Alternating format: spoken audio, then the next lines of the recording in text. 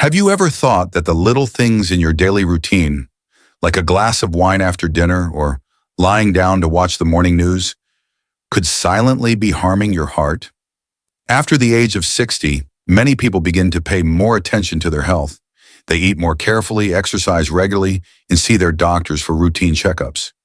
Yet they often overlook seemingly harmless habits that are quietly weakening their hearts day by day.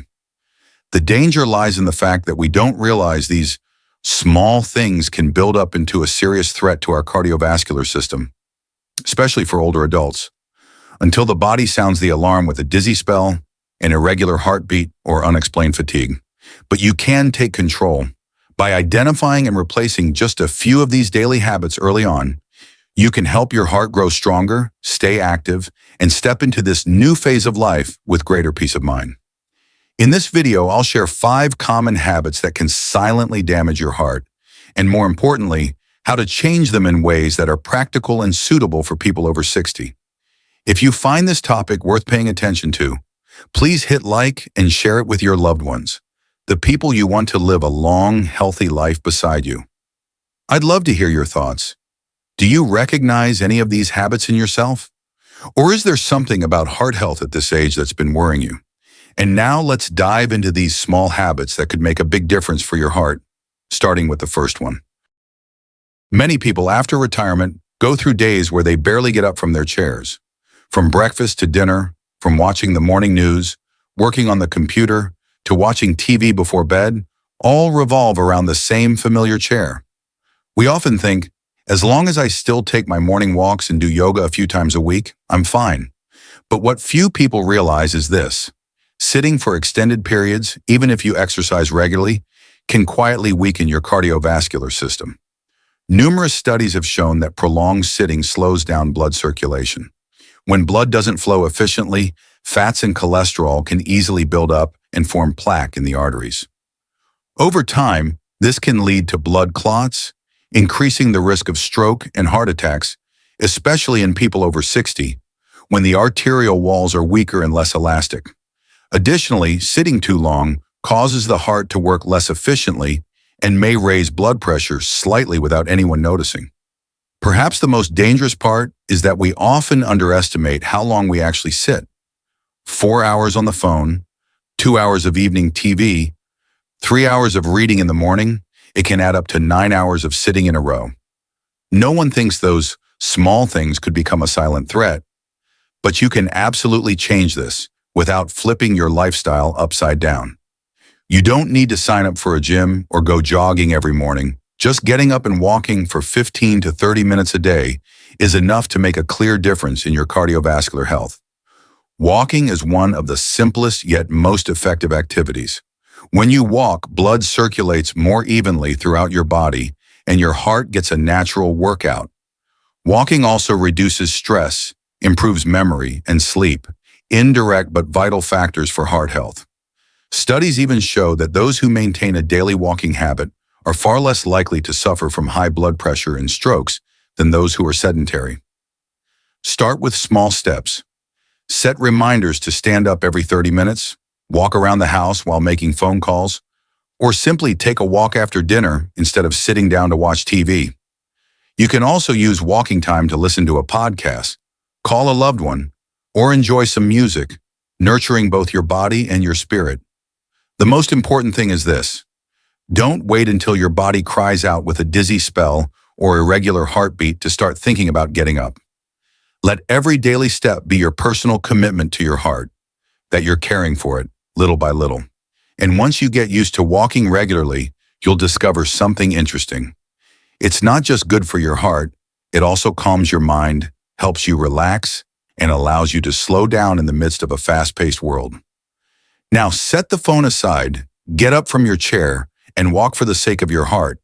And once you've embraced regular movement, there's one more thing to pay attention to: what you eat every day, especially the hidden salt in your food. Have you ever carefully read the nutrition label on a bag of snacks, a canned food item, or an instant soup? If you have, you might be surprised by how high the sodium content, meaning salt, actually is, even in foods that seem healthy. We often try to control our salt intake by sprinkling less salt on our meals. But in reality, most of the salt we consume doesn't come from the salt shaker on the dining table. It comes from hidden salt in processed foods like bread, sauces, deli meats, canned goods, or even certain breakfast cereals. For people over 60, consuming too much salt daily without realizing it can become a serious issue. When there's too much sodium in the blood, the body retains water to dilute it. This increases blood volume and puts pressure on the blood vessel walls, leading to elevated blood pressure. Chronic high blood pressure is one of the biggest risk factors for stroke, heart attack, and heart failure, especially in older adults whose vascular systems are no longer as flexible as before. On top of that, a high-salt diet damages the endothelium, the thin lining inside the arteries, making the arteries stiffer and more prone to blockage. That's why many people who don't eat salty foods are still diagnosed with high blood pressure or signs of coronary artery disease, because they haven't realized how much hidden salt exists in their everyday diet. But you don't have to give up all your favorite foods or live a deprived life to keep your heart healthy. The key is to shift from processed foods to home-cooked meals using fresh ingredients and natural seasonings. Instead of using too much table salt, you can use lemon, garlic, pepper, chili flakes, or herbs like rosemary, basil, or dill. These add rich flavor without putting strain on your heart. Many are surprised to discover that a vegetable broth-based soup with a bit of minced garlic can be just as delicious as canned varieties loaded with sodium. Also, take a few minutes to read nutrition labels when shopping. Look for products labeled low sodium, and keep in mind that the ideal amount is under 140 milligrams of sodium per serving. You should also limit soy sauce, mayonnaise, and bottled sauces, as they often contain very high levels of salt that aren't always obvious to your taste buds. If you're used to salty flavors, switching to low-sodium meals might feel bland at first. But after just 2 to 3 weeks, your taste buds will adjust, and you'll begin to notice the natural sweetness of vegetables, the fragrance of herbs, and the true taste of your food. Most importantly, you'll feel your heart growing stronger each day, lighter and without the burden it once carried. You don't need to become a professional chef. Just start by cooking one simple dinner a week using fresh vegetables and natural spices. From there, you'll gradually gain control over your salt intake, a small change that brings big benefits for your cardiovascular health. And once you've taken charge of healthy eating, remember this: the heart isn't only affected by salt, it also suffers from unhealthy breakfasts, especially those that seem convenient but are packed with harmful fats. Let's explore that in the next section. Do you remember what you had for your last breakfast? Was it a few slices of bacon, a piece of white bread with margarine, or a bowl of instant cereal that looked healthy but was packed with sugar? Breakfast has long been considered the most important meal of the day, but what people rarely clarify is, being important doesn't mean you can eat anything. For those aged 60 and above, making poor breakfast choices not only leaves you tired, but can gradually damage your heart. Processed breakfast foods often contain high levels of saturated fat, refined sugar, and sodium, the 3 most dangerous factors for heart health. Bacon and sausages, though convenient, are loaded with hard-to-digest fats and salt. Energy-packed cereals often come with sugar and artificial sweeteners. Margarine, once marketed as a healthy alternative to butter, can actually contain trans fats, one of the culprits behind inflammation and hardened arteries. When you start your day with these kinds of foods, your blood cholesterol can spike early in the morning, putting pressure on your heart. Moreover, the high sugar content causes a quick insulin surge, followed by a sharp drop, making you feel tired, sluggish, and hungry again just a few hours later. If this pattern repeats daily, it disrupts your metabolism and increases the risk of heart disease, type 2 diabetes, or both. However, you don't have to give up your favorite breakfast foods, just adjust how you choose them. What you need is a nutritious breakfast that's low in saturated fat and sugar and supportive of heart health. For example, instead of white bread and bacon, you could opt for whole grain bread with a thin layer of natural peanut butter paired with banana slices or berries. Instead of margarine, go for avocado, a source of heart-healthy, unsaturated fats. Instead of boxed cereals, Try slow-cooked oats with fresh fruits and a few nuts like almonds or walnuts. Even simply boiling 1 to 2 eggs, eating them with a slice of whole grain bread and an apple, makes for a healthy, energy-filled, heart-friendly start to the day. If you find cooking in the morning inconvenient, prepare the night before. Mix oats with plant-based milk and refrigerate, overnight oats, or pre-wash fruits and divide them into small portions for easy use. These small habits will help you avoid grabbing whatever's around when hungry, which often leads older adults to rely on processed foods. When you choose a light, natural breakfast, not only does your heart get protected, but your mood also stabilizes and your energy lasts longer throughout the morning. More importantly, you're setting up a healthy biological rhythm, helping your circulatory, digestive, and endocrine systems work in sync from the start of the day. And once you've taken care of what you consume in the morning, there's another factor worth your attention. Something many use to relax: a glass of wine in the evening. But does alcohol really help you unwind, or is it quietly putting your heart at risk? Do you have a habit of sipping a glass of alcohol in the evening to relieve stress? Maybe it's a glass of red wine with dinner, a sip of whiskey before bed, or a light cocktail while relaxing on the sofa after a long day. Many people believe that a little alcohol helps them unwind, sleep better, and is even good for the heart.